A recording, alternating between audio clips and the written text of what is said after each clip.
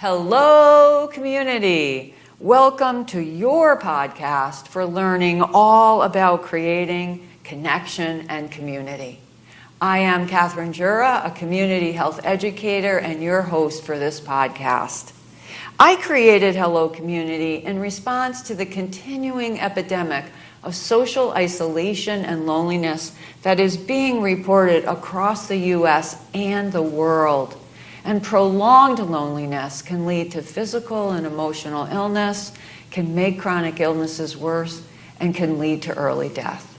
But the hopeful news is that connection and community are significant healing factors for this epidemic. And so helping you create connection and community is the purpose for this podcast. So today our discussion is going to be a little different.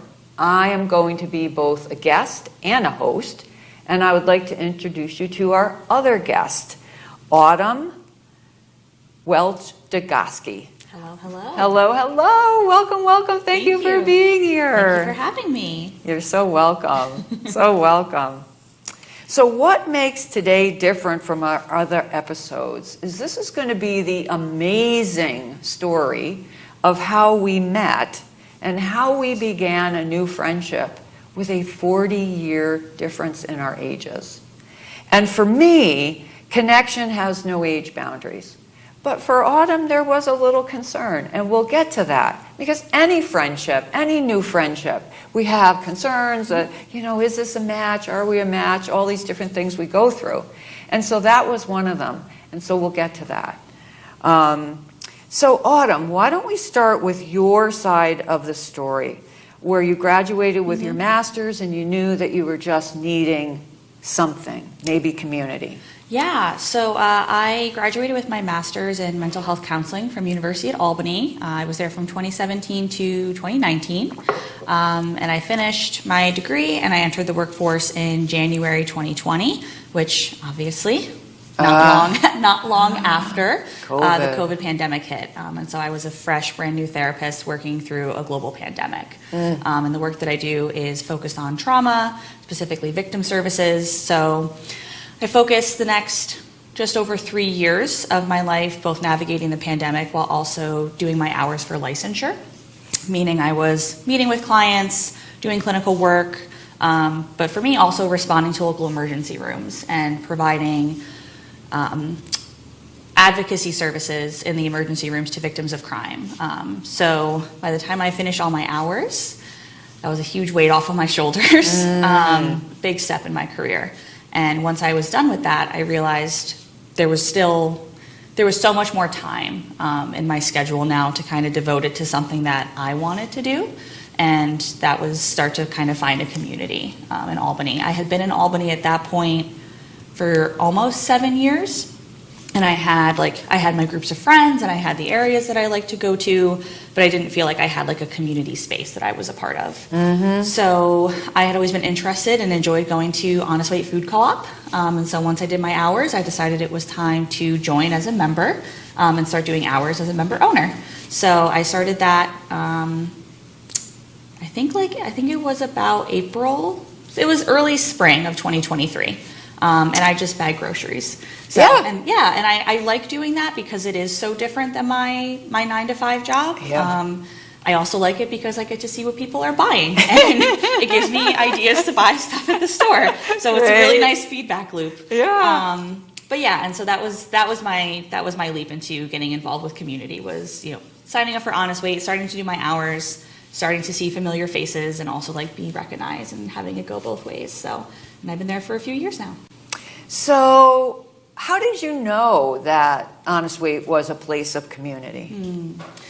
I knew that I felt very in line with their values. And when you walk into Honest Weight at a couple different places within the store, you'll see their governing rules and values. And I apologize if I'm not using the proper wording. I know that they have very specific words. No problem. But one of that is, democratic community. And it's outlined right there how important it is for Honest Weight to be a community space. It's always been instilled in me since I was a kid to, support local, support small business, all of those things. And I've always just enjoyed the energy of the co-op. You know, I feel like when you walk into a co-op, whether it's Honest Weight or another one, they just have like this smell to it. And it smells like a co-op. It smells like your local grocery store in like all the best ways. And so that was one of the things where I was like, I knew that it was in line with my values, but also their time investment model. It was a way for me to also support my family and be able to like feed them really good quality food at a cheaper rate than it would be to go to, you know, a chain grocery store. So it just felt like a really good fit for where I was at. A number of reasons. Yeah. So there are three kinds of loneliness. One of them is psychological or interpersonal. That's more one-on-one, close friends. Societal. And you just touched on that. You had friends, but societal loneliness is, where's my group? I just don't feel like I have a group. And it could be church, it could be cultural, it could be the co-op. And the third one is as existential, which is, do I have meaning? So for you, what I think you just said was you were clearly looking for societal. There was societal loneliness going on for you. You had good friends and maybe some groups you went to, but something wasn't quite there. Could you say any more about the wasn't quite there? Because you did mention you had a couple other groups. Was it the bigger community that drew you there? That's a big community. I mean, there's a gazillion people that come through that store. Yeah, I think it was kind of the bigger community. I mean, as I looked at some of my like interpersonal relationships, I would notice the ways that they were kind of making their own connections to their own niche groups. Interesting. And I felt like I was very much just like going through the motions of like I would go to work, I would work out, I would come home, and that would kind of be it. Like every now and then I would do something, you know, like maybe go to a concert or do something, a community event, but I didn't have a set place that I could come back to and return to and be welcomed by. And I'm really glad that the co-op was kind of there to provide that. But also what was really nice for me is the level of flexibility that comes with the co-op. Like I'm on a set schedule where I do a set shift at the same time every week, but back then things were still a little more transient, and it really was just like figuring it out every week and being able to fit it in. But yeah, I had that interpersonal, that psychological. I've had my friends at this point, I have had a couple friends that are half of my life, which I'm very grateful for. And then existentially, like I've always felt like I've had a good meaning in life or a purpose. Like I know my life has value and the work I do contributes to the world. But yeah, that little intermediary of, but where are my groups, that kind of meld those two things. I loved what you just said about it's a place that I could keep going back to. A place that you could keep going back to. I haven't heard it described that way, but that's a beautiful way to describe that. A place I can keep going back to, and then you're developing relationships, you said that earlier, of creating relationships within the community. So my half of this story is I also have some really terrific long-term relationships, but one of my best friends moved to Arizona a few years ago. We talk to each other at least once a day, maybe 2 or 3 times a day, but she's in Arizona. And then I lost 2 very close friends. One passed in the last year, and then another relationship shifted because of a chronic illness, an acute illness, and then other things that went on in her life, and our relationship really just sort of disappeared. And I knew I was starting to feel lonely. And although I have a partner, that did not change the fact that I was feeling lonely for a girlfriend. Different relationship, conversations, for me, my girlfriends. Yeah. And so I knew I was starting to feel lonely, but I wasn't quite moving on it yet. And so one day I walk into the co-op because I am a member, and I happened to get in the aisle where Autumn was bagging. And because I have invisible disabilities, I need a lot of help at the checkout. And so I said to Autumn, would you help me with my getting stuff out of the cart? And then I need somebody to go to the car with me and take everything out of the basket into the cart. So it was on the walk out to the car that we started chatting. But once we got to the car, it was a lot of talking to each other. And then we were done with putting the things in the car, and we just kept talking. And it wasn't even anything conscious. It was just such magic. The magic when you meet someone. And like 20 minutes later, at least, and we started just intuitively talking about things that oh my goodness, we have that in common. Oh my goodness, we have that in common. And so we said goodbye. And on my drive home, I was thinking, why didn't I say, would you like to have coffee someday? I just was so engrossed in our conversation. And I'd been out of that making a new friend thing for so long. I just didn't even know how to do it anymore because I'd had friends for so long. And so I knew the person that was in charge of the front end of the store. Her name is Morgane. And so I called her up and I said, I'm sure you're never going to get another phone call like this, but I just met this gal and we really hit it off. And we didn't say, do you want to have coffee? And I'd really like to reach out to her. And what's fascinating is she said to me, oh, Catherine, there's nothing unusual about this at all. I get this phone call 3 or 4 times a week of people who connected and didn't think to go to the next level of, want to exchange phone numbers? Do you want to have coffee here or there?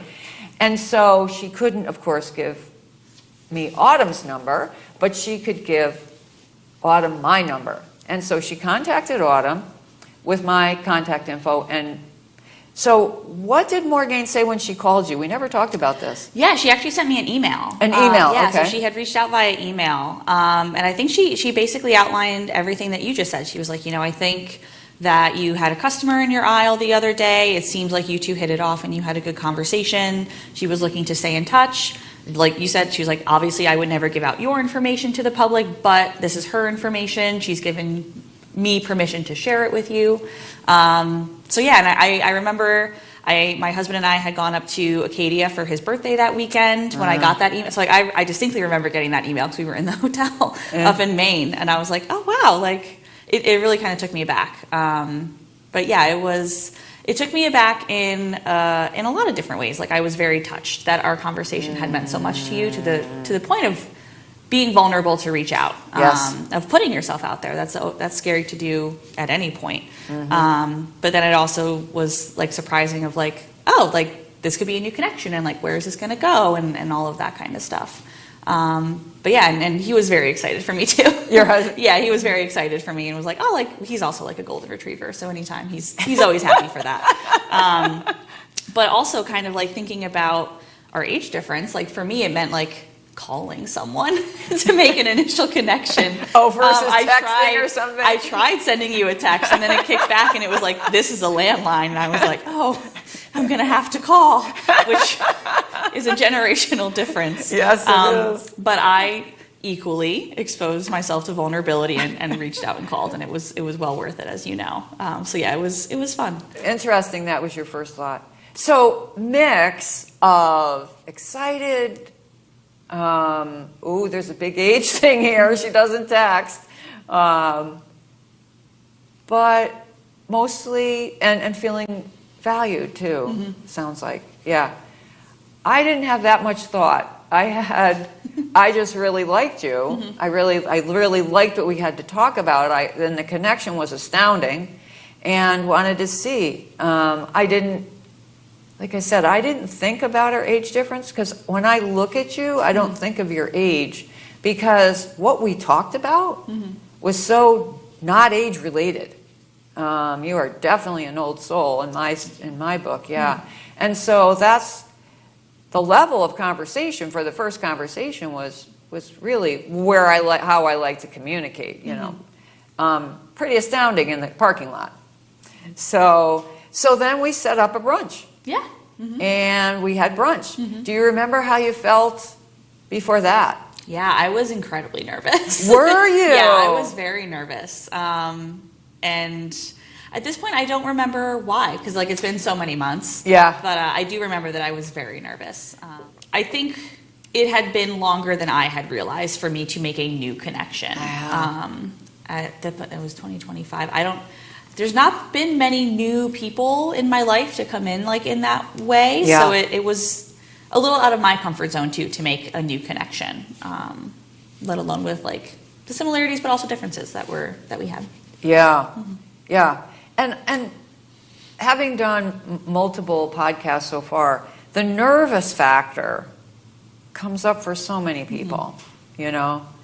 But if we don't work with that, we're never going to build the connections and communities we want. And so I would say I remember feeling nervous about brunch. Before that, not. Because this was a sit down. Are we going to have a big conversation like we had in the parking lot? Yeah. I mean, that was 20 minutes. Brunch is a couple hours. Will we get through a couple hours? That I remember feeling nervous about. And so now we're, I don't know, 6 months? Yeah, just about. 6 months and finding our way of finding our way. Yeah, it's interesting. I didn't really think about it until this conversation that, wow, I'm talking through our podcast about creating connections on all levels, and I forgot how long it's been since I had to do it, and the feelings that go with that. Yeah. And often our guests talk about it, but now I was living it. And I think maybe a little bit still. I mean, you know, I have friends that are 10, 20, 30, 40 years old, the friendships. Yeah. And so we've worked out all that stuff, and there's so much history there. But this is so new. You know, everything is a new, is this a boundary? Is that a boundary? Is this okay to, you know? Yeah. Yeah. Kind of the oops and ouch, as they call it. Oh, say more about that. Yeah, so oops and ouch. Oops is like if I say something that inadvertently hurt you. That's like oops, like I didn't mean to do that. And then ouch is if, you know, the receiving of it. Like if someone says something to me and it lands in a way that's hurtful or disrespectful, it's like, ouch, that kind of hurt. But just because that happens doesn't mean that we can't move forward. We just have to talk about it and kind of like own up to it. So. Yeah, and when I send you, we communicate a lot on IM. That's my form of texting. Sometimes I'll type something and then I'll say, I'll ask a question about something and I'll say, but only if you feel comfortable talking about that. And usually you do. And on one topic, you said, nope, I'm not ready to talk about that topic. And I didn't feel bad about that because, again, if I don't take a risk and ask, I could have gotten a yes. I got a no. Didn't hurt. It's part of the dance of what's okay at this phase, you know, early in a friendship, what may never be okay as a topic, and what may just be in time, it'll be a topic. Yeah.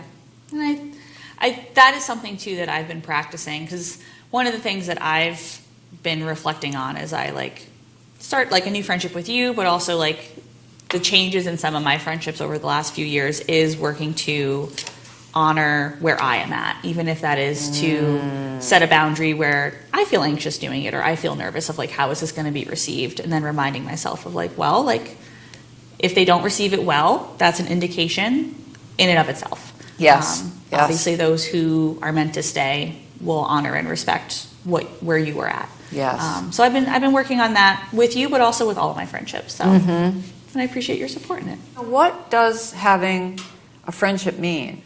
What is, you know, that the counter of interpersonal loneliness, which is connection, community, friendship. What does friendship mean in closing? What would you, if you had to say what friendship means to you, what would that be? Or interpersonal connection? The first thing that comes to my mind is being seen. And I also think about like the different parts of, I know we love our parts language. Yes, one of our connections. But the different parts of me that are seen by different people and the different roles that those friendships play. And I think a lot of people have that feeling where like you go to a certain friend sometimes for a specific reason because you know they're going to get it, or maybe they've been with you through a certain phase of your life that only they can understand you for. And so that's kind of what comes to my mind, is being seen in all the different ways that you have. Yeah. What would I say is my definition of a friend? Fun, there's a fun element. That my friends are all fun. That's really important. And then having things in common, really from the beginning, there's got to be some overlap. And yeah, like you said, it's different parts. One of my oldest friends, we met volunteering 40 years ago, and we both had kids. Then my friend that just moved to Arizona, we've connected over gardening. She's a landscape lighting designer. I'm a gardener. And so, but then that's where we started. But then was there enough there to keep it going? And yes, one for 40 years, one for 20 years, one for 10 years. I really only have one friendship that was relatively new. And she's one of the ones that I feel like I have lost in the last year or so. Is there some commonality? Because what else are you going to talk about? But so I'm so grateful that the universe or whoever put me in your lane. I mean, because that's the other really cool thing, right? If we don't go out there, you know, this is about creating connection and community when so many of us are feeling lonely and isolated. If we don't put ourselves out there, we can't meet. And the beauty of this was I was just going grocery shopping. I wasn't thinking about meeting a new friend. And then I happened to get in your aisle and happened to need help. And then the openness, I mean, I think you're generally an open person. Lots of people help me out to my car, and I do not stand there and talk for 20 minutes with any of them. And I've been coming to this store for, 10 years.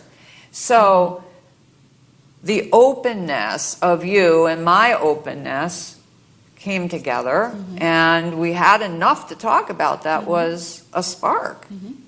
Yeah. So I'm so grateful that all of that happened, and then all that came after. The bravery, the vulnerability. Dual commitment to trying. Oh, dual commitment to trying. That's a great one. Yes, both sides.